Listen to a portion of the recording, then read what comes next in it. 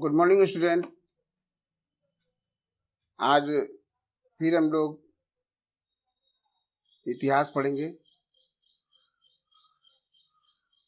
Class 8 के बच्चों के लिए इतिहास, ठीक है। इसके पहले वाले वीडियो में हमने पुरातात्विक स्रोत, साहित्यिक स्रोत, आधिकारिक स्रोत जो कि इतिहास को जानने में मदद करता है, वो सब जाना है।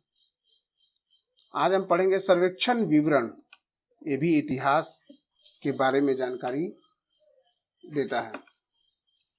ब्रिटिश काल के दौरान जनसंख्या सर्वेक्षण,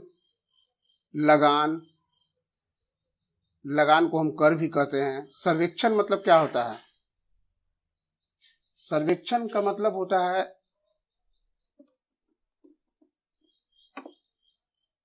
कि किसी भी चीज का अवलोकन करना, जानना, ठीक है, कि हमारे देश में जनसंख्या कितनी है, भूमि कितनी है, तो सभी का सर्वेक्षण किया जाता है। ब्रिटिश काल के दौरान जनसंख्या सर्वेक्षण, लगान, जिसको कर भी कह सकते हो, लगान सर्वेक्षण, भूमि सर्वेक्षण आदि अनेक सर्वेक्षण किए गए।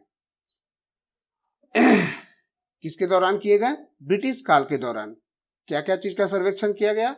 जनसंख्या सर्वेक्षण, लगान सर्वेक्षण, भूमि सर्वेक्षण आदि अनेक सर्वेक्षण किए गए।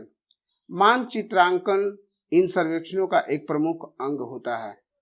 मानचित्रांकन इन सर्वेक्षणों का एक प्रमुख अंग होता था। इस काल में अंग्रेजों द्वारा अनेक भूस्थलाकृतिक मानचित्रों का निर्माण किया गया।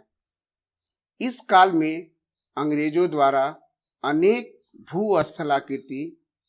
भूस्थलाकृति मतलब क्या होता है? जमीन का जो बनावट है, यानी कि कौन कहाँ कैसे जमीन है, कहाँ पे कैसा जमीन है, उनका उन लोगों ने मानचित्र खींचा, ठीक है।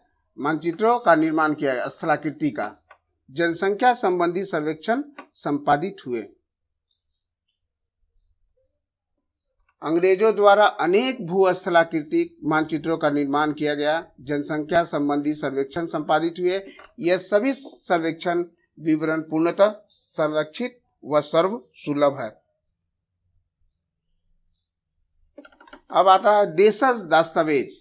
देशज दस्तावेज, देशज यानी कि अपने देश का, देशज दस्तावेज आप लोग जानते ही हो, ठीक है। तो देशज दस्तावेज इस प्रकार के स्रोतों में डायरियों, तीर्थयात्रियों व अन्य यात्रियों द्वारा लिखित दस्तावेज,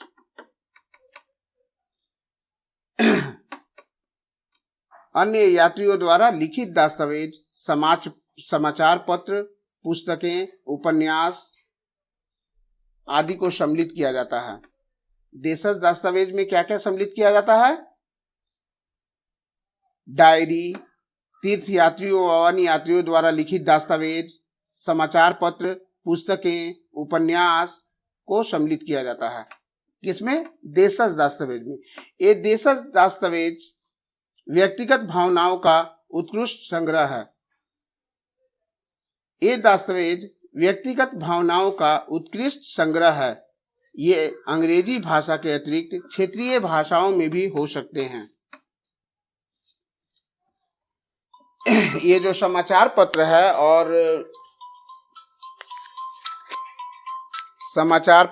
और तीर्थयात्रियों द्वारा जो लिखित दस्तावेज हैं, वो सब व्यक्तिगत भावनाओं का उत्कृष्ट संग्रह है। ये अंग्रेजी भाषा के अतिरिक्त क्षेत्रीय भाषाओं में भी हो सकता है। दादा भाई नौरोजी द्वारा रचित पुस्तक poverty and on British rule in India, poverty and on British rule in India, British साम्राज्य की दमनकारी नीतियों को रेखांकित करती है। यानी कि दादा भाई नौरोजी द्वारा रचित पुस्तक, ये उनके द्वारा लिखी गई। तो ये क्या है? वो देशज दस्तावेज है। ये क्या है? देशज दस्तावेज है, उनकी द्वारा लिखी गई पुस्तक, जिसमें उन्होंने पॉवर्टी, ये किताब का नाम है poverty and on British rule in India. इसमें क्या है? ब्रिटिश साम्राज्य की दमनकारी नीतियों को रेखांकित करती है। यह पुस्तक भारतीयों का अंग्रेजों के वास्तविक इरादों से परिचय कराती है। यह पुस्तक भारतीयों का अंग्रेजों के वास्तविक इरादा, यानी कि जो उनका उद्देश्य था, उनसे ये परिचय कराती है। क्या कौन सा कराती है ये किताब? किनकी किताब? दादा भाई नौरोजी की। दादा भाई नौरोजी की किताब poverty and un British rule in India अंग्रेजों के वास्तविक इरादों से परिचय कराती है। इस काल में अंग्रेजों ने प्रेस को कुचलने के अनेक प्रयास किए। इस काल में अंग्रेजों ने प्रेस को कुचलने के अनेक प्रयास किए, लेकिन वे अपने उचित प्रयासों में असफल ही रहे। ठीक है। पुनर्जागरण काल। पुनर्जागरण काल यूरोप में मध्यकाल को एक असभ्य काल के रूप में जाना जाता है। यूरोप में मध्यकाल को एक असभ्य काल के रूप में जाना जाता है। असभ्य काल के रूप में किसको जाना जाता है? यूरोप में मध्यकाल को। ठीक है। पुनर्जागरण का अर्थ है पुनर्जन्म, यानी कि फिर से जागना या पुनर्जन्म। अतः इसका प्रयोग कला व संस्कृति के पुनर्जन्म के संदर्भ में किया जाता है। अतः इसका प्रयोग कला व संस्कृति के पुनर्जन्म के संदर्भ में किया जाता है। पुनर्जागरण काल का आरंभ इटली से हुआ व धीरे धीरे यह यूरोप के अन्य भागों में फैल गया। पुनर्जागरण काल का आरंभ इटली से हुआ व धीरे धीरे यह यूरोप के अन्य भागों में फैल गया। लोगों ने महान पुरातन ग्रीक व रोमन सभ्यताओं में रुचि लेना आरंभ कर दिया। लोगों ने महान पुरातन ग्रीक यानी यूनानी व रोमन सभ्यताओं में रुचि लेना आरंभ कर दिया। संस्कृति, इतिहास, दर्शन, कला व साहित्य से संबंधित विशिष्ट उपलब्धियों का अध्ययन किया जाने लगा। पुनर्जागरण ने एक व्यापक बदलाव की प्रक्रिया को आरंभ करते हुए यूरोप के स्वरूप को पूर्णतः बदल दिया। पुनर्जागरण ने एक व्यापक बदलाव की प्रक्रिया को आरंभ करते हुए यूरोप के स्वरूप को पूर्णतः बदल दिया। पुनर्जागरण के आगमन में अनेक कारकों ने महत्वपूर्ण भूमिका अदा की। पुनर्जागरण के आगमन में अनेक कारकों ने महत्वपूर्ण भूमिका अदा की, यानी कि पुनर्जागरण जब हुआ तो उसमें महत्वपूर्ण भूमिका किसने अदा की? क्रूसेड अर्थात पवित्र युद्धों के कारण अरब और यूरोपीय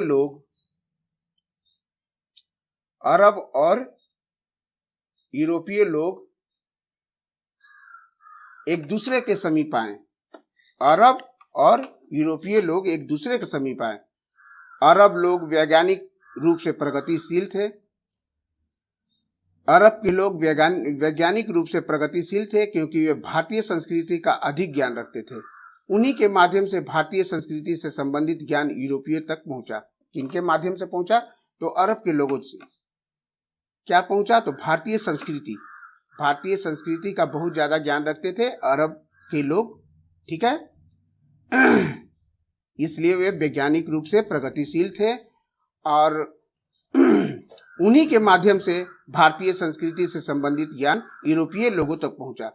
पुनर्जागरण काल ने मानव की खोजी प्रवृत्ति को विकसित किया। पुनर्जागरण काल ने मानव की खोजी प्रवृत्ति को विकसित किया, यानी कि मनुष्य में खोजने की जो प्रवृत्ति है वो बहुत ज्यादा बढ़ गई। ठीक है। विद्वानों ने प्रत्येक वस्तुओं को तथ्यात्मक व तर्कपूर्ण ढंग से देखना आरंभ कर दिया। विद्वानों ने प्रत्येक वस्तु को तथ्यात्मक व तर्कपूर्ण ढंग से देखना आरंभ कर दिया, यानी कि किसी वस्तु को के बारे में जानने के लिए उनका पूरा उसके बारे में शुरू से जानना, तथ्य जानना, कैसे हुआ, कैसे बना, कहां से बना, कहने का मतलब यह है। विद्वानों ने प्रत्येक वस्तु को तथ्यात्मक व तर्कपूर्ण ढंग से देखना आरंभ कर दिया। अपने चारों ओर विद्यमान प्रत्येक वस्तु के बारे में जानने की उनकी रुचि बढ़ी। समाज, विश्व, ब्रह्मांड व भगवान से संबंधित चर्च के विचारों को भी संदेह की दृष्टि से देखा जाने लगा। पुनर्जागरण के अनुयायियों ने माना कि ज्ञान केवल धार्मिक ग्रंथों तक सीमित नहीं है। पुनर्जागरण के अनुयायियों ने माना कि ज्ञान केवल धार्मिक ग्रंथों तक सीमित नहीं है, यानी कि जो हम ज्ञान लेते हैं वो केवल धार्मिक ग्रंथ से ही ज्ञान नहीं ले सकते हैं। ठीक है। तो उनको उन लोगों के अनुयायियों, पुनर्जागरण के जो भी अनुयायी थे, यानी कि जो भी पुनर्जागरण के अग्रिम लोग थे, उन्होंने बोला कि ज्ञान केवल धार्मिक ग्रंथों तक सीमित नहीं है तथा प्रयोगों के द्वारा भी ज्ञान का विस्तार और विकास हो सकता है। यानी कि कुछ भी हम एक्सपेरिमेंट करके हम ज्ञान का विस्तार कर सकते हैं। यही कारण था कि आधुनिक काल में वैज्ञानिक आविष्कार हुए, मशीनों का निर्माण बड़े पैमाने पर हुआ। प्राचीन व मध्य काल के स्रोतों से संबंधित सामग्री सुगमता पूर्वक और प्रचुरता में उपलब्ध नहीं थी। कम मात्रा में दस्तावेजों के उपलब्ध होने के कारण दस्तावेजों का मिलान, निष्कर्षों का पुनर्निरीक्षण संभव नहीं हो पाता। लेकिन आधुनिक काल में इन स्रोतों की भरमार रही, इसलिए इस काल से संबंधित सभी निष्कर्ष सत्य की कसौटी पर कसे जा सकते हैं तथा इन दस्तावेजों की सहायता से इतिहासकार तार्किक निष्कर्षों पर पहुंच सकते हैं। तार्किक निष्कर्षों पर पहुंच सकते हैं क्योंकि उनमें जो तर्क करने की जो क्षमता थी वो विकसित हुआ। ठीक है, तो आज हम लोगों ने देशज दस्तावेज, सर्वेक्षण विवरण, ठीक है, पुनर्जागरण के बारे में जानकारी ली। अब इससे संबंधित कुछ प्रश्न आप लोग लिख लें। पुनर्जागरण काल का आरंभ कहां से हुआ? पहला, पुनर्जागरण काल का आरंभ कहां से हुआ? दादा भाई नौरोजी द्वारा रचित पुस्तक का क्या नाम है? दादा भाई नौरोजी द्वारा रचित पुस्तक का क्या नाम है? ब्रिटिश काल के दौरान कौन कौन सा सर्वेक्षण हुए? ब्रिटिश काल के दौरान कौन कौन से सर्वेक्षण हुए? ब्रिटिश काल के दौरान कौन कौन से सर्वेक्षण हुए? किस काल में मानव की खोजी प्रवृत्ति को विकसित किया? किस काल ने मानव की खोजी प्रवृत्ति को विकसित किया? किस काल ने मानव की खोजी प्रवृत्ति को विकसित किया?